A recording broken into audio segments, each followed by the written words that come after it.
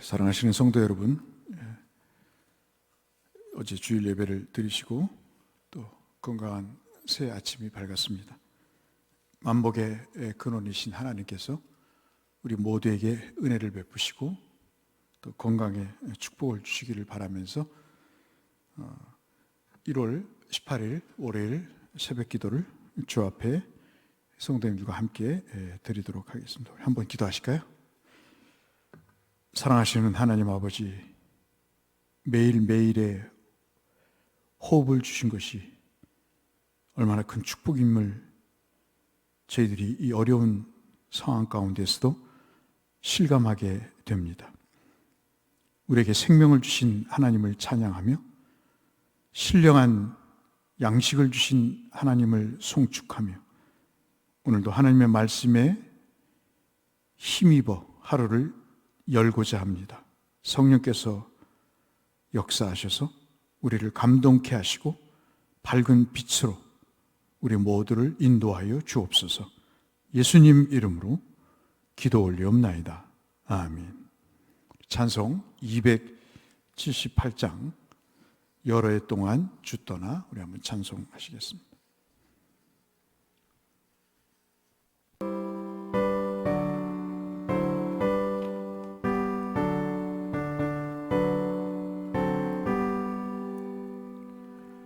여러 해 동안 주 떠나 세상 연락을 즐기고 저 흉악한 죄에 빠져서 주 은혜를 잊었네. 오 사랑의 예수님, 내 맘을 본엽니다. 곧 들어와 나와 동행하며 내 생명이 되소서. 죄악에 죽을 인생을 심히 불쌍히 여기사 저 하늘의 영광 버리고 이 세상에 오셨네. 사랑의 예수님, 내 맘을 본엽니다. 곧 들어와 나와 함께하며 내 생명이 되소서. 홍포를 입은 주님은 가시면류관 쓰시고 저 십자가 높이 달리사 그 아픔을 참았네. 오 사랑의 예수님, 내 맘을 본엽니다. 곧 들어와 나와 함께하며 내 생명이 되소서.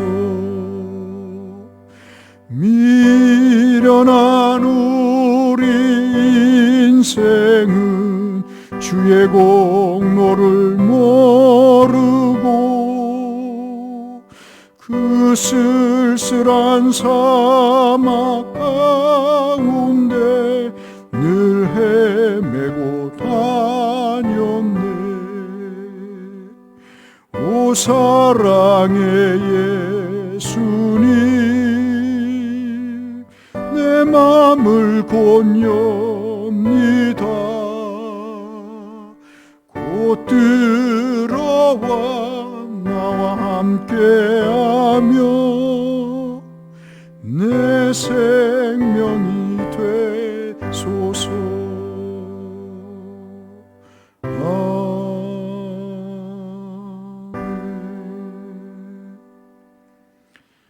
우리에게 주시는 하나님의 말씀은 출애굽기 1장부터 10절까지의 말씀입니다. 출애굽기 11장 1절부터 10절의 말씀입니다. 오늘 월요일 날 읽으실 성경은 출애굽기 8장부터 11장까지인데요. 오늘 새벽 기도에는 그 중에서 출애굽기 11장 1절에서 10절의 말씀을 상고하도록 하겠습니다. 여호와께서 모세에게 이르시기를 내가 이제 한 가지 재앙을 바로와 애굽에 내린 후에야 그가 너희를 여기서 내보내리라. 그가 너희를 내보낼 때에는 여기서 반드시 다 쫓아내리니 백성에게 말하여 사람들에게 각기 이웃들에게 은금 패물을 구하게 하라 하시더니 여호와께서 그 백성으로 애굽 사람의 은혜를 받게 하셨고 또 사람 모세는 애굽 땅에 있는 바로의 신하와 백성의 눈에 아주 위대하게 보였더라. 모세가 바로에게 이르되 여호와께서 이와 같이 말씀하시기를 밤중에 내가 애굽 가운데로 들어가리니 애굽 땅에 있는 모든 처음 난 것은 왕 위에 앉아 있는 바로의 장자부터 맷돌 뒤에 있는 몸종의 장자의 모든 가축에 처음 난 것까지 죽으리니 애굽 온 땅이 전무후무한 큰 부르짖음이 있으리라.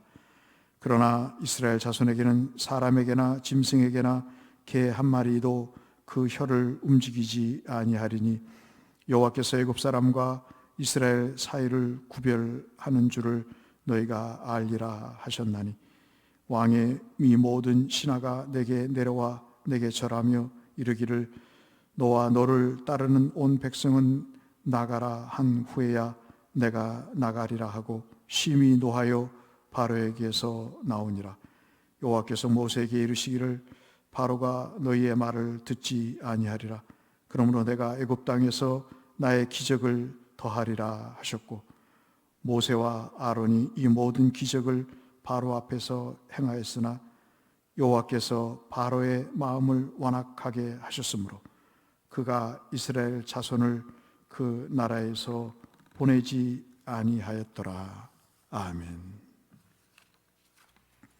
오늘도 말씀의 은혜가 모든 성도님들에게 함께 하시기를 축복합니다.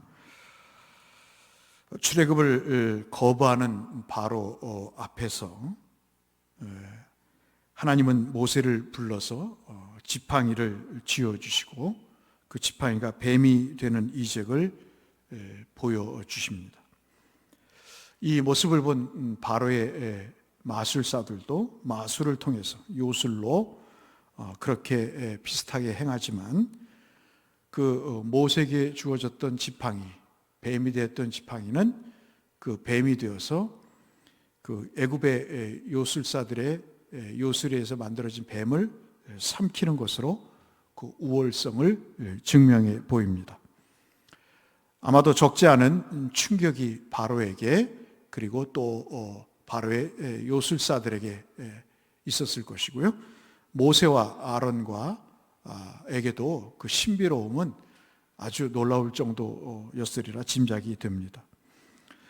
그럼에도 불구하고 바로의 마음은 완악해집니다. 우리가 마지막 읽은 대로 사람의 마음은 말씀을 듣지 않으면 완악해지는 거죠. 이것이 순차적인 그런 순서적인 과정입니다. 말씀을 안 들으면 마음은 굳어지고 말씀을 들으면 그 말씀에 따라서 심령이 부드러워지는 거죠. 새 영이 되고 새 마음이 되는 것이죠. 좌우간 바로의 마음은 완악해져서 모세의 말을 듣지 않게 되기 때문에 여호와께서 10가지의 재앙을 내리십니다. 물이 피가 되는 그런 재앙, 이게 출애굽기 7장부터죠. 그래서 8장에서는 개구리 재앙, 그 다음에 9장에서 8장 16절에서는 티끌이 이가 되는 그런 재앙, 그리고 파리가 아주 가득하게 되는 8장의 네 번째 재앙, 다섯 번째는 9장에 가축이 죽임을 당하는, 원인 모를 죽음을 당하는 그런 다섯 번째 재앙, 그 다음에 악성 종기가 생기는 이 여섯 번째 8장부터 12장까지의 12절까지 재앙이죠. 그 다음에 이제 우박이 출애굽기 9장의 재앙으로 13절부터 35절까지 있게 되고요. 메뚜기의 재앙이 출애굽기 10장에 있게 됩니다. 그리고 9번째 흑암의 재앙이 출애굽기 10장에 이제 21절부터 29절에 기록되어 있고, 10번째 재앙은 12장에 기록되어 있죠. 29절부터 36절까지 되어 있습니다만은, 그런데 이제 11장에 이 10번째 재앙에 대한 예고편이 기록되어 있습니다.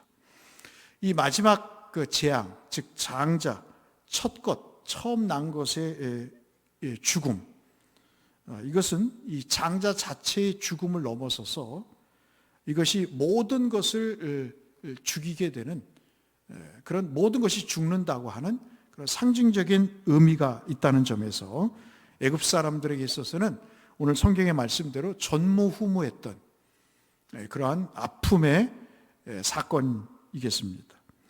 출애굽기 12장 29절로 30절, 아까 말씀드린 대로 10번째 재앙, 장자의 죽음의 재앙을 보면 우리가 그것을 알 수 있죠. 그 고통이 얼마나 강했는가. 밤중에 여호와께서 애굽 땅에서 모든 처음 난 것, 곧 왕위에 앉은 바로의 장자로부터 옥에 갇힌 사람의 장자에까지 와 가축에 처음 난 것을 다 치심해. 30절, 그 밤에 바로와 그의 모든 신하와 모든 애굽 사람이 일어나고 애굽에 큰 부르짖음이 있었으니 이는 이 나라에 죽임을 당하지 아니하는 집이 하나도 없었습니다. 이것은 이제 어떤 그 은혜적인 표현인 것이죠. 장자가 죽어 나가는 그런 사건을 통해서 왕부터 시작해서 일반 백성에 이르기까지 모든 사람이 이 고통에 함몰돼 버리는 그런 비극적인 상황이라는 말씀입니다. 사람뿐만 아니라 짐승까지 심판의 대상이 되는 엄청난 재앙이 밤에 내리게 된 것이죠. 이 재앙이 오기까지 하나님은 여러 차례에 걸쳐서 바로에게 기회를 주셨어요. 그리고 그 기회에 따라 긍휼도 베푸셨습니다. 우리의 삶도 그런 것 같아요. 하나님은 늘 기회를 주십니다. 참 오래 참으신다고 사도는 이야기를 하죠. 그 오래 참으시는 이유가 무엇 때문이시죠? 한 사람도 구원에서 제외됨이 없이 모두가 다 감동을 받고 회개하여 하나님의 구원에 이르기를 위해서 바로 하나님께서 그렇게 오래 참으신다 말씀을 하셨습니다. 그렇지만 우리에게서도 나타나고 다른 사람에게도 나타나고 특히 바로에게서 특징적으로 나타나는 것 중에 하나가 뭐냐면 이 하나님의 긍휼의 기회를 은혜의 계기로 만들지 못한다는 것. 이 하나님이 주신 이 은혜의 기회를 거절하는 이런 어리석음을 저지르고 맙니다. 9번의 끔찍한 재앙을 경험하면 참 우리 같으면 깨닫게 되잖아요. 그런데 이 깨닫는 게 참 은혜입니다. 말씀을 듣고 마음에 감동이 생긴다는 게 이게 무슨 명연설을 듣고 감동을 받는 그런 일도 있지만 특히 하나님의 말씀을 받고 심령에 그 감동이 된다는 것은 참 쉬운 일이 아닙니다. 이건 하나님의 은혜가 아니고서는 설명할 수가 없는 일이죠. 아까 말씀드렸다시피 7장 14절로 25절부터 물이 피가 되는 재앙, 이것이 10장 21절로 29절에 흑암의 재앙에 이르기까지 9번까지의 재앙을 이렇게 당하게 될 때 바로가 뉘우쳤거든요. 그 재앙이 있을 때마다 뉘우쳤습니다. 그런데 뉘우치는 것과 별개로 그 다음 단계에 이르지 못하죠. 그 다음 단계가 뭐냐면 바로 순종입니다. 말씀을 듣고 감동이 있어요. 잘못 판단했구나. 내가 잘못 살았구나. 이렇게 하면 안 되겠네?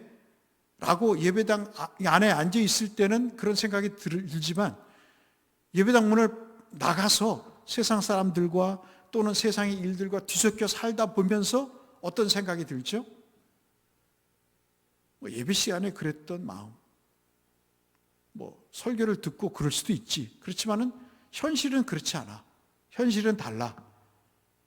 그래서 이 말씀에 대한 감동이 주는 권면. 이렇게 살았으면 좋겠다. 이렇게 정말 결단했으면 좋겠다. 이렇게 바꿨으면 좋겠다 하는 것에 대해서 결국 실패해 가지요. 바로도 예외는 아니었습니다.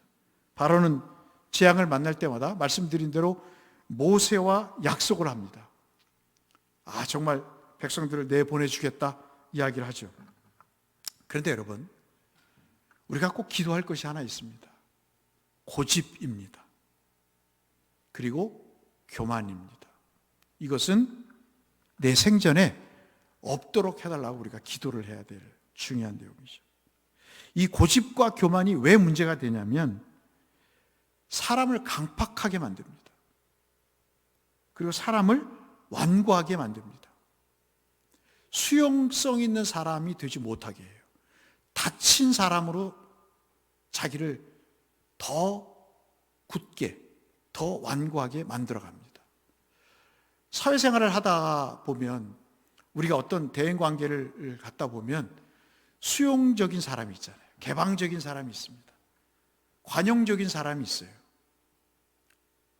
그렇다고 자기의 주관이 없는 것도 아닙니다. 분명히 자기 주관이 있으면서도 그럴 수 있겠다라고 받아들이는 그런 사람이 있는 반면에 즉각적으로 그건 틀린 거야. 그건 너의 잘못이야. 그렇게 할 수 없어 라고 단정짓게 얘기하는 사람들을 우리가 만나죠. 그런 사람들과는 관계가 지속되기가 쉽지가 않습니다. 좌우간 바로는 이런 재앙이 있을 때마다 모세와 약속을 했지만, 출애굽의 약속을 했지만, 그러나 그의 고집과 그의 교만 때문에 결국 마음이 완고해지고 그리고 완악해져서, 강팍해져서 더 이상 하나님의 말씀을 거절하고 받지 않게 됩니다. 그 결과가 얼마나 끔찍하게 만들어졌는가를 우리가 아까 출애굽기 12장 29절로 30절 10번째 재앙을 말씀하시는 그 재앙에서 온 애굽이 공포와 두려움의 천지가 되었다라는 말씀 속에서 확인해 볼 수 있었습니다. 생생하게 여호와를 경험하잖아요. 정말 바로만큼 하나님을 단시간 내에 그렇게 정말 우주 만물의 주인이신 하나님을 경험한 왕도 아마 없을 겁니다. 그렇지 않습니까?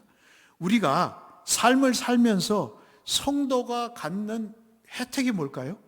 그것은 하나님의 실존을 경험한다는 것입니다. 삶 속에서. 실패 속에서, 성공 속에서, 슬픔 속에서, 기쁨 속에서 우리가 그 하나님의 존재를 우리가 확인을 한다는 것이죠. 그것도 아주 생생하게, 그것도 아주 세밀하게, 구체적으로 하나님을 경험한다는 것입니다. 그러나 그 하나님을 경험하는 것과 내 삶에 적용해서 그것을 내 삶의 결과로 만들어내는 것과는 또 다른 문제인 것이죠. 그분의 권능을 체험하고도 그 경고와 명령에 대해서 교만하고 허풍을 떨고 거만하고 거짓의 약속을 했을 때 그 인생이 주는 결과는 참으로 비극 그 자체였음을 바로는 우리에게 보여주는 것이죠. 그러니까 바로는 우리에게 그런 이야기를 하는 것 같습니다. 내가 이렇게 생생하게 10가지의 하나님의 그 생생한 역사를 체험하고도 내가 하나님에 대해서 순종하지 못했던 나를 봐봐. 그런 삶을 살아서는 안 돼 라고 이야기하는 것 같은 그런 느낌을 우리가 말씀 속에서 받는 것이죠. 결국 자기의 분신과도 같은 소중한 자식을 잃고 나서야, 그리고 자기의 부의 상징인 모든 재물, 가축을 잃고 나서야 통곡하는 상태로 바뀌게 됩니다. 그러니 죄의 권세가 얼마나 우리를 강하게 억압하고 통제하고 그리고 못 보게 하는지, 움직이지 못하게 하는지, 변화시키지 못하도록 하는지 참으로 무서울 정도로 느껴지는 그런 내용이죠. 이것이 바로에게만 해당되는 문제일까요? 오늘 우리 모두에게도 동일한 내용으로 역사되는 일이 아닐 수 없겠습니다. 결국 바로는 이제까지 그가 말씀에 대한 패턴을 버려서 하나님 앞에 순종을 하면 좋을 것 같은데, 그가 지금까지 이루어왔던 그 불순종의 태도와 습관을 버리지 않습니다. 늘 말씀드렸다시피 태도와 습관이 사람에게 얼마나 중요한가. 매일매일 말씀을 묵상하는 습관, 성경을 읽는 습관, 그리고 공부하는 습관, 그리고 가장 중요하고 가장 소중한 일을 먼저 하는 것, 급한 일보다 소중한 일을 먼저 해서 일을 처리하는 그런 삶의 습관, 이런 것들이 얼마나 중요한가를 우리가 알게 되죠. 바로는 그런 습관을 그대로 행합니다.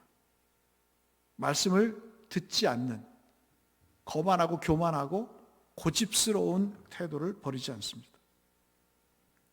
기적을 보고도 그는 변화하지 않습니다. 우리는 이런 바로의 모습을 보면서 복음을 듣고도 그 복음을 받지 않은 유대인들의 모습을 보죠. 이런 모습을 바울이 로마서 11장 8절에 이렇게 이야기를 합니다. 하나님께서 그들에게 혼미한 심령을 주셨기 때문이더라. 중요한 표현이죠. 혼미한 심령입니다. 집중되지 않는 심령. 뭔가 귀중한 것을 귀중한 것으로 여기지 않는 심령입니다. 말씀을 은혜로 받지 못하는 심령입니다. 무언가에 의해서 부자연스럽게 이리 휘둘리고 저리 휘둘리는 그러한 심령입니다. 하나님께 집중되지 못하는 심령이지요. 그래서 우리는 이런 바로의 모습을 보면서 혼미한 심령이 아니라 뭐죠? 오직 하나 된 심령, 오직 정직한 심령, 오직 순전한 심령, 오직 예수의 심령. 너희는 예수의 마음을 본받으라. 그는 근본 하나님이시지만 하나님과 동등됨을 취할 것으로 여기지 아니하시고 종의 형체를 빌어 사람의 모양으로 되셨다.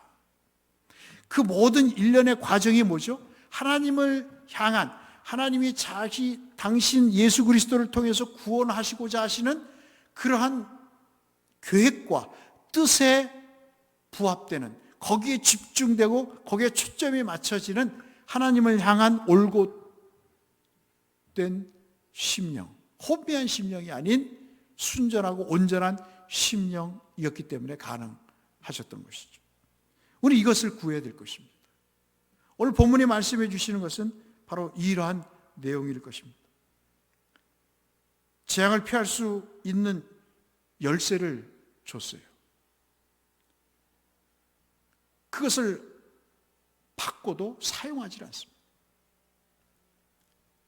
끝내 돌이키지 않던 바로의 어리석음과 하나님에 의해서 다스려지지 않는 오히려 방치된 완악함,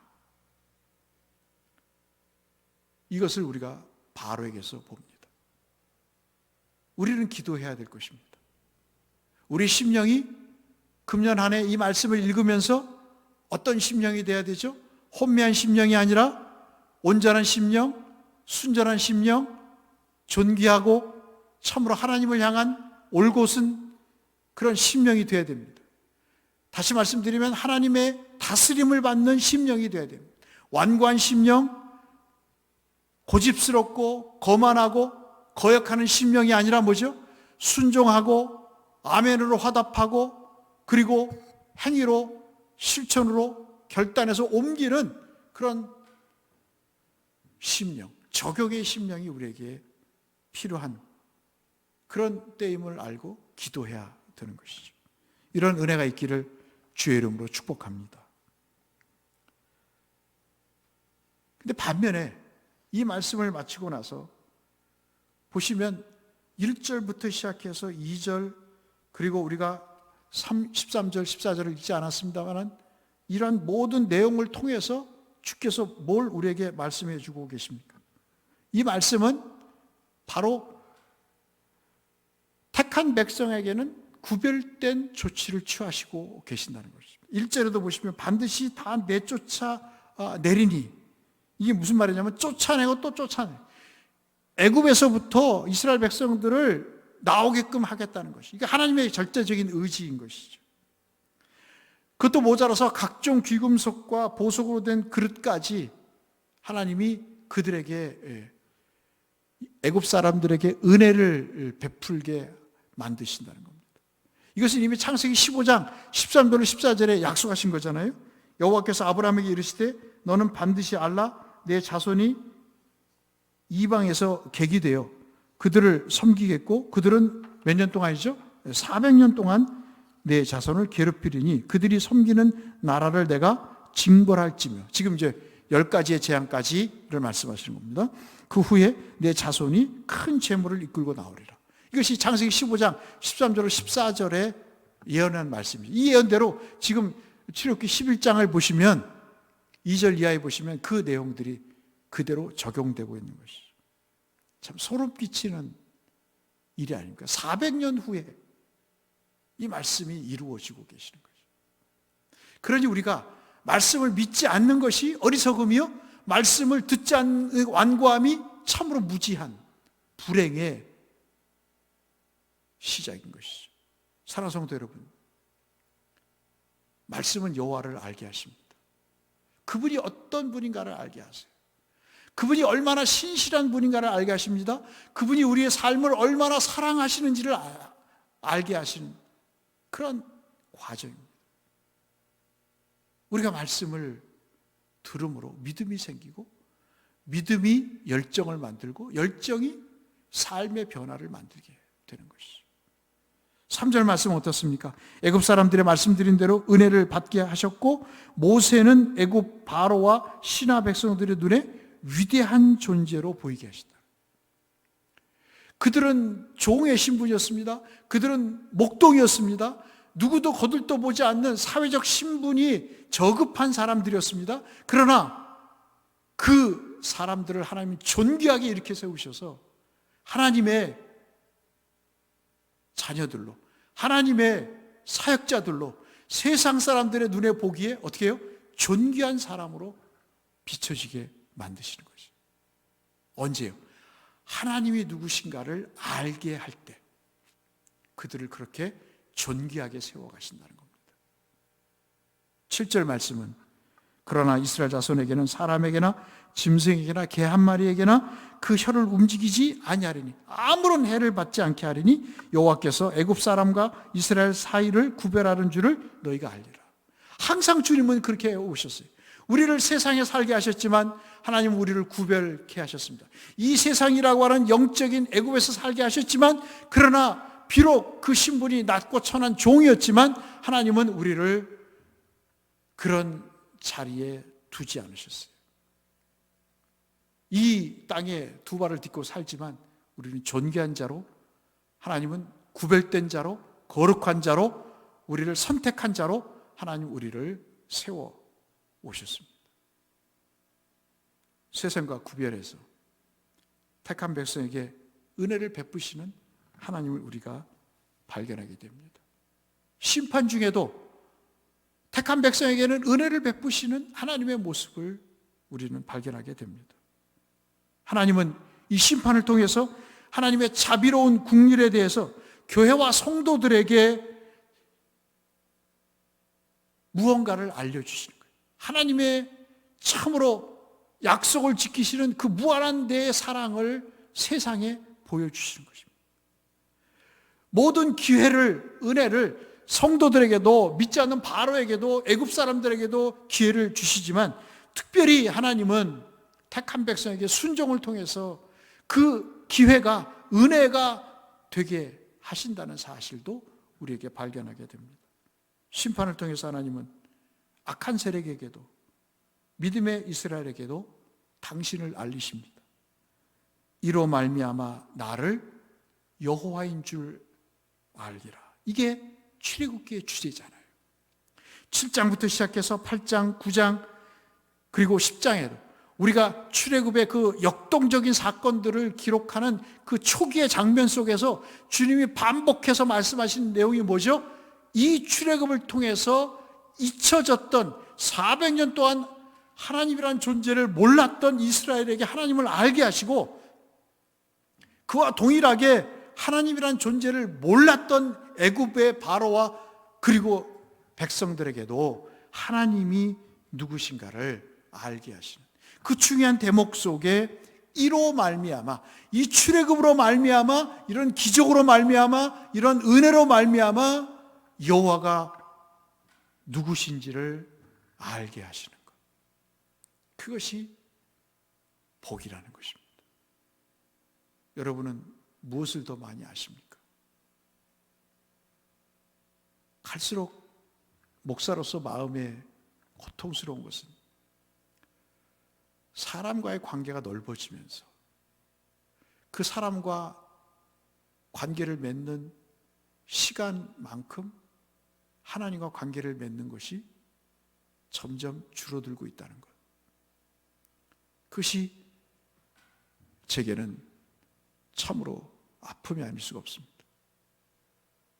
여호와인 줄 아는 것, 사람을 만나도, 돈을 벌어도, 이적을 경험해도, 출애굽의 놀라운 그 사건을 경험해도, 10가지의 재앙을 경험해도 그것을 통해서 여호와를 아는 것, 그것이 얼마나 큰 축복인가. 그런 일을 통해서 주시는 것은 사람 알아서 국회의원 되고 돈 많이 벌어서 부자 되라는 의미가 아니라, 그 계기를 통해서 뭐를 알게 하신다고요? 여호와를 알게 하시기 위해서 그렇게 사회 활동을 하게 하신다는 거예요. 그렇게 돈을 벌게 하신다는 겁니다. 그렇게 지위를, 새로운 신분을 주신다는 겁니다. 그런데 그 일에 빠져서 여호와를 알지 못하고 고집을 피우고 거만하고 거역을 해서 완고해지고 교만해진다면 바로가 겪는 이 아픔은 곧 우리의 아픔이 되지 않겠습니까? 이 아침 하루를 사시면서 내가 여호와인 줄을 알라. 이 세상에서 구별해서 우리를 선택하신 하나님의 목적은 바로 출애굽 자체에 있는 것이 아니라 여호와를 아는 것에서 있다. 출애굽의 목적은 정치적, 신분적 해방이 아니라 여호와를 아는 것이다. 죄의 권세에서 해방되어서 여호와를 예배하고 경배하는 것, 그것이 바로 출애굽의 목적이다 하는 사실을 우리가 꼭 기억하시면서 이 하루를 사시면서 여호와를 더 많이 알아가시고 여호와께서 나를 세워가시는 그 일에 어떠한 중요한 일을 주실 텐데 그것을 통해서도 누구를 알아가죠? 여호와를 알아가시는 그런 하루의 삶이 되시고 남은 여생이 되시기를 주님의 이름으로 축원합니다. 기도하겠습니다. 하나님 아버지 감사합니다. 우리에게 은혜를 주셨사오니 하나님, 이 모든 은혜의 기회들이 여호와를 아는 기회가 되게 하시고 그것을 증거하여 이 세상에 내 자신뿐만 아니라 내 가족뿐만 아니라 세상에도 하나님의 존재와 하나님의 선하심과 하나님의 구원을 증거하는 우리 모두가 되게 하여 주옵소서. 예수님 이름으로 기도 올리옵나이다. 아멘.